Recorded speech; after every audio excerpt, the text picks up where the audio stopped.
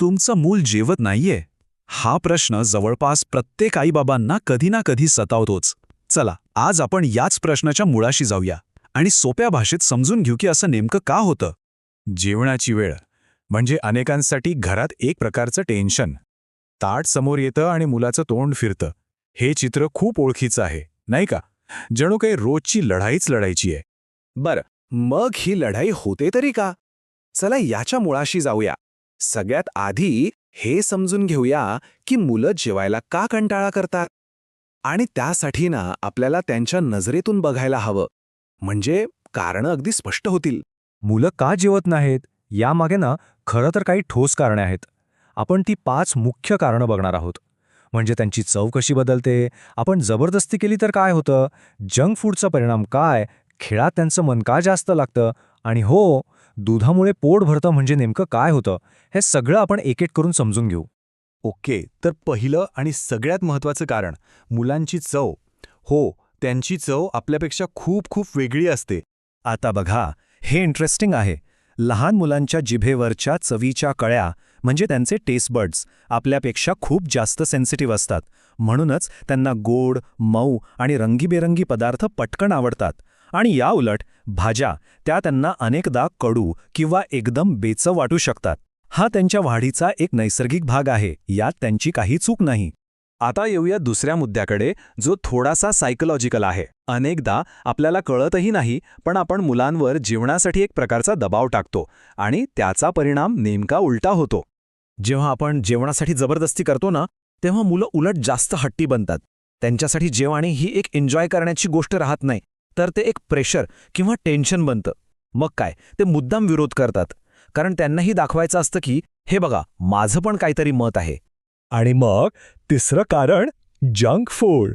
अरे बापरे, आजकाल बिस्किट्स, चॉकलेट्स, चिप्स इतक्या सहज मिळतात की घरच्या जेवणासमोर हा एक मोठा डोंगर उभा राहतो. ही स्लाईड तर अगदी सगळं काही सांगून जाते. मुलांच्या डोळ्यासमोर काय दिसतं बघा. एका बाजूला घरचं जेवण, जे त्यांना कधीकधी बेचव आणि हे खाल्लंच पाहिजे असं सक्तीचं वाटतं. आणि दुसऱ्या बाजूला रंगीबेरंगी चविष्ट जंक फूड, जे ते स्वतःच्या आवडीने निवडतात. मग सांगा, त्यांचं मन कुठे ओढलं जाणार? पुढचा मुद्दा आहे लक्ष भरकटण्याचा. मुलांचं जग कसं असतं? खेळ, खेळ आणि फक्त खेळ. त्यांच्यासाठी खेळण्यापेक्षा महत्त्वाचं काहीच नसतं. विचार करा, जेवणाच्या वेळी समोर मोबाईलवर कार्टून लागलंय किंवा टीव्ही चालू आहे. मग त्यांचं लक्ष ताटात कसं राहील? त्यांच्यासाठी खेळणं, कार्टून बघणं हे जेवणापेक्षा कितीतरी पटीने जास्त इंटरेस्टिंग असतं. त्यामुळे जेवण आपोआप सेकंड प्रायोरिटीवर जातं. आणि आता 5वं कारण. हे खूप साधं आहे पण तितकंच महत्त्वाचं आणि अनेकदा आपल्या लक्षातच येत नाही. बघा, मुलांचं पोट किती लहान असतं. आता जेवायच्या थोड्या वेळापूर्वी जर त्यांनी एक मोठा ग्लास भरून दूध प्यायलं तर काय होणार? पोट तर भरून जाणार. मग पोळी भाजीसाठी जागाच उरणार नाही. त्यामुळे जेवायला नकार देणं हे अगदी साहजिक आहे. बरं, आता कारणं तर कळाली, पण मग यावर उपाय काय? टेन्शन घेऊ नका. काही अगदी सोपे आणि जबरदस्त उपाय आहेत. आपण छोटे छोटे बदल केले ना तरी खूप मोठा फरक पडू शकतो. चला तर मग यावरचे काही सोपे उपाय बघूया. आपण एकूण 6 उपायांबद्दल बोलणार आहोत. म्हणजे जबरदस्ती कशी टाळायची, भाज्या खाऊ घालण्याचे क्रिएटिव्ह मार्ग कोणते, वेळेचं नियोजन कसं करायचं, या सगळ्या गोष्टी आपण बघूया. चला तर एक एक करून सुरुवात करू. सगळ्यात पहिला आणि सगळ्यात महत्त्वाचा उपाय, जबरदस्ती नो, बिलकुल नाही. जेवणाची वेळ ही युद्धाची नाही तर आनंदाची वेळ बनवा. प्रेमाने, शांतपणे मुलांना खाऊ घाला. बघा, फरक नक्की जाणवेल. दुसरा उपाय आहे, थोडे क्रिएटिव्ह बना. मुलांना भाजी आवडत नाही, काही हरकत नाही. भाजीला तसंच देऊ नका. तिचा पराठा बनवा, मस्त कटलेटमध्ये घालून द्या किंवा गरमागरम सूप बनवा. पदार्थाचं रूप बदललं की चवही आवडू शकते. तिसरा उपाय तर खूपच मजेशीर आणि सोपा आहे. मुलांच्या जेवणाची प्लेट थोडी कलरफुल बनवा. वेगवेगळ्या रंगाच्या भाज्या वापरा. पदार्थांना एखादा छानसा आकार द्या. जे डोळ्यांना छान दिसतं ना, ते खावंसं वाटतं. हा साधा नियम आहे. आता एक खूप महत्त्वाचा मुद्दा, वेळेचं नियोजन.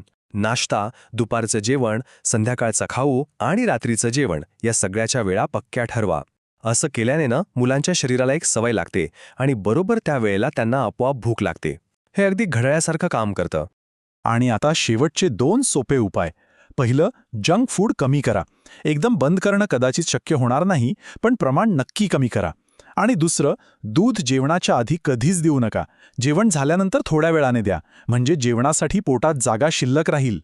ठीक आहे, तर हे सगळे उपाय झाले, पण या सगळ्याच्या पलीकडे जाऊन एक गोष्ट आहे जी सगळ्यात महत्त्वाची आहे, एक मोलाचा सल्ला. आणि तो सल्ला आहे संयम, पेशन्स. मुलं हळूहळू शिकतात. त्यांच्यात बदल एका दिवसात किंवा एका रात्रीत होणार नाही. ते हळूहळू नवीन सवय लावतील. त्यामुळे लगेच रिझल्टची अपेक्षा करू नका. फक्त धीर धरा आणि तुमचे प्रयत्न चालू ठेवा. तर मग आजच्या या सगळ्या चर्चेनंतर एक प्रश्न नक्कीच विचार करण्यासारखा आहे. आपण मुलांना काय खाऊ घालतो यावर तर खूप लक्ष देतो, पण त्यांना कसं खाऊ घालतो, म्हणजे